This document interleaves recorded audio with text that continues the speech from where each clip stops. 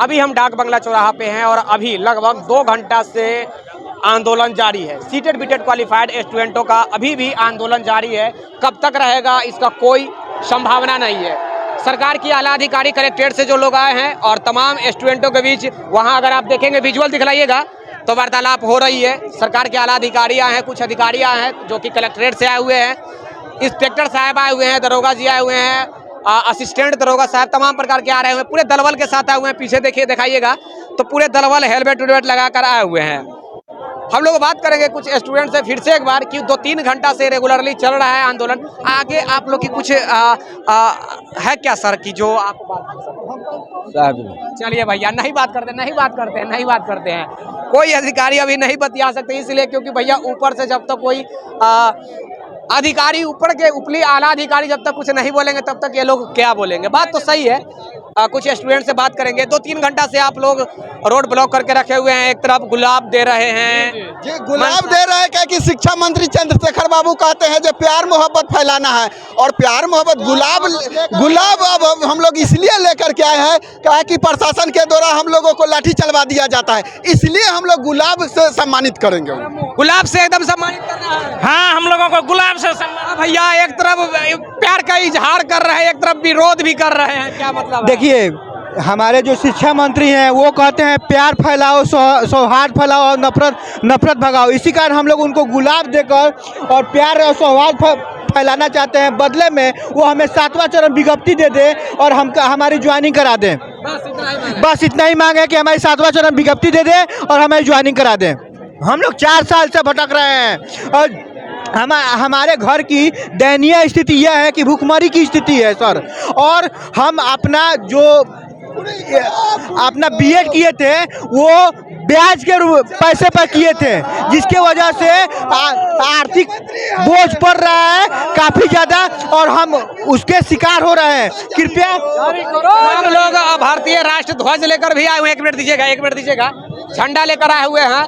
आपको याद होगा कि पिछले 22 तारीख को यही जगह पर अंशुर रहमान के साथ जो भारतीय फ्लैग झंडा लेकर थे उस पर एडीएम की तरफ से लाठी जो बरसाई गई थी यही झंडा लेकर थे उस वक्त।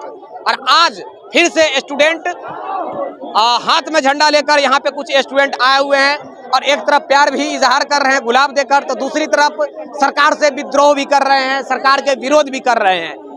देखते हैं और स्टूडेंटों से हम बात करने का प्रयास करते हैं। 1 मिनट भैया आप यहाँ आइएगा। 1 मिनट यहाँ आइएगा। एक मिनट क्या हाल चाल है सर? तमाम कुछ पार्टी के लोग भी आए हैं समर्थन में। आप लोग यहाँ पे आए हैं तो कैसी समर्थन?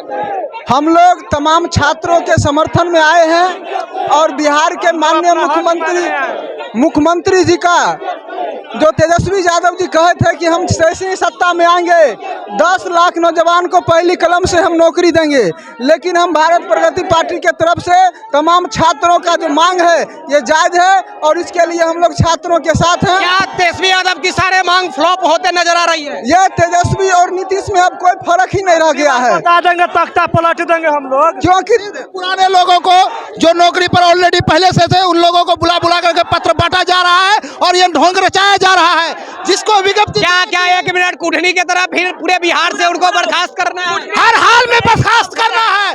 अभी तो 1 को विकेट गिरा है।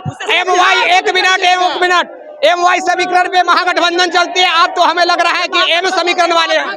यस, हम एम समीकरण वाले हैं, लेकिन है ना? यस, यानी कि आप मुस्लिम हैं फिर भी आप उनके विद्रोह कर रहे हैं, तो किनको वोट देना है? बीजेपी को ही देना है। जो सब हम लोगों का काम करेगा हम उन्हीं को वोट देंगे, हर हाल में उन्हीं को वोट देंगे। जो शिक्षा की विज्ञप्ति जारी करेगा 7th फेज हम उन्हीं के साथ रहेंगे हर हाल में। यहाँ पार्टी बेरोजगार। अब आप जात धर्म भूल चुके हैं, सब चीज भूल चुके हैं। हम लोग को विज्ञप्ति चाहिए और कुछ नहीं।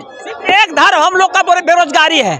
बेरोजगारी एक मुद्दा है, इससे बढ़कर कोई मुद्दे पर आई थी ये सरकार जो आई है इस राज्य में, ये बेरोजगारी के मुद्दे पर आई है, लेकिन वो सब कुछ भूल करके जो ऑलरेडी जॉब पर है। सरकार बोली थी कि पहली कलम से पहली दस्तखत में हम 10 लाख लोगों के नौकरी रोजगार देंगे, लेकिन अभी कुछ नहीं नजर आ रहा है, कुछ नहीं। अरे भाई, पहले तो हम शिक्षकों को ही रोजगार दे करके देखो, खाली वादा 10 लाख 20 लाख का ये सब वादा सब फ्लॉप हो रहा है तेजस्वी यादव का।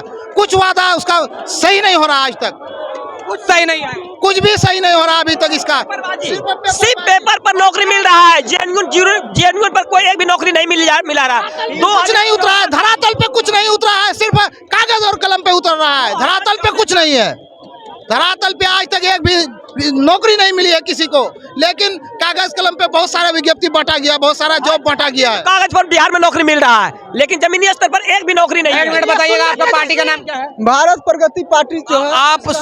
आपसे मेरा एक प्रश्न होगा भैया, आप एक मिनट भैया, जब ये लोग गठबंधन की सरकार में थे, बीजेपी की सरकार थी, तो वही आरजेडी वाले आते थे इन लोग के समर्थन करने के लिए।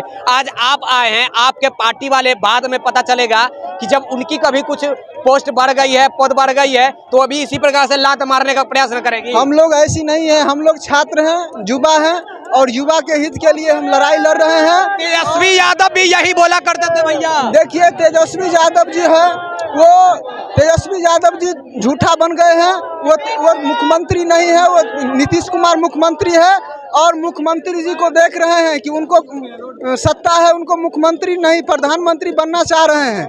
और ये छात्र का अगर समस्या नहीं सुनते हैं, क्या प्रधानमंत्री बनाने के पूरा विचार में है बिहार के मुख्यमंत्री? हम लोग अभी हम लोग सिर्फ अपना विज्ञप्ति लेने के विचार में है। अगर विज्ञप्ति नहीं मिली तो प्रधानमंत्री क्या विज्ञप्ति देने से आप नहीं बनेंगे, वार्ड भी नहीं बने दीजिएगा।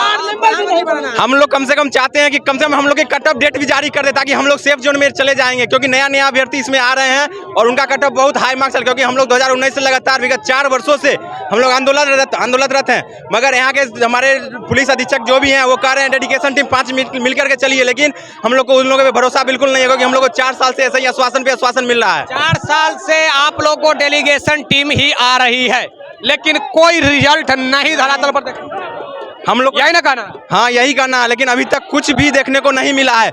और शिक्षा मंत्री हमारे जो हैं वो हमारे मुखिया हैं, मगर वो जिस हिसाब से वार्तालाप कर रहे हैं वो शिक्षा मंत्री के लायक बिल्कुल नहीं है। और इससे अच्छा रहता कि एक कट ऑफ डेट जारी करते। हम लोग चाह रहे हैं कि एक कट ऑफ डेट जारी कर दे, ताकि हम लोग को आंदोलनरत नहीं होना पड़े। अगर अभी वो डेट इशू जारी कर देते हैं तो हम लोग अभी घर चले जाएंगे वापस। मतलब एक कट ऑफ डेट चाहिए बस घर के लिए वापसी। बस एक विज्ञप्ति मांग है, एक कट ऑफ डेट मांग है कि भैया हम लोग 3-4 सालों से पास हैं, तो हम लोग कोई मांगों को अब पूरा कर दिया जाए। लेकिन सरकार अभी 3-4 सालों से आश्वासन पे आश्वासन कर रही है, लेकिन अभी तक कुछ दी नहीं है। और मुझे लग रहा है कि इन लोगों का आंदोलन ऐसे शांत नहीं होने वाला है जब तक विज्ञप्ति नहीं दिया जाता है, जब तक नोटिफिकेशन नहीं दिया जाता है। तमाम प्रकार की मांगे हैं, नोटिफिकेशन, 7वीं चरण शिक्षक बहाली मांगे हैं। अब देखिए कि सरकार इन लोगों की मांगों को ये भाई साहब फिर से रोने लगते हैं, जब भी मुझे देख रहे हैं रोने लगते हैं जी। सर 4 साल से तो हमको रोड पे लाए खड़े हैं, मेरी स्थिति घर की बहुत खराब है सर। हम एक जैकेट 10 साल से पहन रहे, खरीद नहीं पा रहे हैं सर। दूसरा जैकेट देख लीजिए सर, देख लीजिए सर, दूसरा जैकेट देख लीजिए, खरीद नहीं पा रहे हैं सर, देख लीजिए सर। ये जूता में प्रतिष्ठा बचा रही, टूटा हुआ जूता पहनता हूँ सर। मेरी घर की स्थिति बहुत खराब है सर जी, और सरकार कह रही है अब देंगे। मेरी आयु भी अब तो 1-1.5 साल में समाप्त हो जाएगी सर, हम क्या करें। मेरी घर की स्थिति इतनी खराब है कि मैं किसी को बता भी नहीं सकता हूँ सर। रात भी नहीं खाया हूँ और सुबह भी नहीं खाया हूँ। जाऊँगा सर किसी तरह खा के सोऊंगा कि नहीं खसोगा, पानी पी के मैं रहता हूँ। और सरकार 4 साल से करे अब स्थिति बहाली दे रहा हूँ सर। 2019 से ही हम लोग 6 to 8 में पास करके बेरोजगारी तरह आंदोलन में आते हैं, किसी तरह इधर उधर से मांगूं के सर। शिक्षा मंत्री सर आज आवेदन के लिए हमें तिथि निर्धारित कर दे सर, आज आवेदन के लिए तिथि निर्धारित कर दे सर, और कुछ नहीं चाहिए सर। बेचारे रो रहे हैं, 3-4 सालों से आश्वासनें दिया जा रहा है। घर में अगर इनको मजबूरी नहीं होता तो रास्ते पर आज नहीं होते। और रास्ते पर अगर एक मिनट सर प्लीज, रास्ते पर अगर कोई मर्द आकर रो रहा है तो ये कोई आम बात नहीं होता है। मर्द कब रोता है? जब उसको बहुत ज्यादा असहनीय तकलीफ होता है, तब वो रोता है। आप देख सकते हैं कि ये बेचारे रो रहे हैं। शर्म आनी चाहिए ऐसी सरकार को, ऐसी सरकार की मंत्री को भी शर्म आनी चाहिए। और मोहब्बत बांटते यार कितना मोहब्बत बांटिएगा कि ये रो रहे हैं, कितना मोहब्बत बांटिएगा। मंत्री जी आप तो एक प्रोफेसर शिक्षा मंत्री रह चुके, शिक्षक रह चुके हैं, आज शिक्षा मंत्री बन गए हैं, आपके हाथों में पूरा बिहार है। लेकिन आपको कुछ नजर आ नहीं रहा है, आप उड़ने लगे हैं। जी सर, मैं एक बात पूछना चाहती हूँ। आज सर इनका अगर इंतजार का मजा लेने के लिए बोले, क्या इनका हो पाएगा जिंदगी में? क्या गलती है इनकी? ऐसे 10,000 से अधिक अभ्यर्थी है, वो जिंदगी में कभी शिक्षक नहीं बन पाएंगे। सर इनकी क्या गलती है? ये पास करके गलती किए हैं, ये पास करके गलती नहीं किए। योग्य शिक्षकों की बात करते हैं सर, इनसे पूछिए कि इंतजार का मजा कैसे होता है। पूछिए, आज दिखाइए उनको। ऐसे अभ्यर्थी क्या करेंगे? बात सही है भैया, बात सही है। इनको आंख में आंसू देखिए और शर्म से चुल्लू भर पानी में डूब मरिए शिक्षा मंत्री जी। आपको बोल रहे हैं, हमारा देख के आप भागते फिरते हैं, गली पकड़ लेते हैं। अब इनके आंख के आंसू कौन पोंछेगा, कौन देखेगा? बेशर्मी की हद है। आप शिक्षक से शिक्षा मंत्री बन गए हैं भैया। गला सांस फूलने लगा है मेरा भी, सांस फूलने लगा है मेरा भी। और इनके आंखों को आंसू कौन पोंछेगा? कौन पोंछेगा इनके आंखों को आंसू? कौन पोंछेगा? जवाब दीजिए ना, कौन पोंछेगा? आप भी एक दिन शिक्षक बनने के लिए ना ऐसे ही रास्ते पर उतरे होंगे। आप भी अगर इस ज्ञान के धरती पर, इस चाणक्य के धरती पर, इस बुद्ध की धरती पर अगर शिक्षक रो रहा है तो यह बिहार का काला दिन है। यह सत्य है नीतीश कुमार, क्योंकि आपने शिक्षक अभ्यर्थियों को 4 साल के भटका लटका के रखा है। ये शिक्षक अभ्यर्थी रोड पर नहीं है। बिहार की यह दुर्भाग्य है। शिक्षा व्यवस्था, स्वास्थ्य व्यवस्था बिहार की भ्रष्ट है।